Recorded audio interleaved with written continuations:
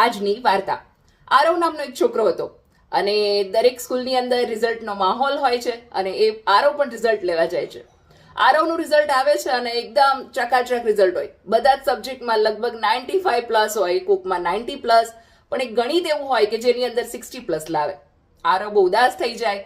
એ આગળના ધોરણમાં જ્યારે જાય ત્યારે પણ એના દિમાગમાં એવું જોઈએ, યાર મારું મેથ્સ સારું નથી, અને એ દુઃખી હોય.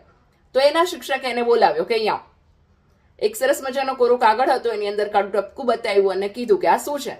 તો આરવે કીધું કાળું ટપકું છે આ તો.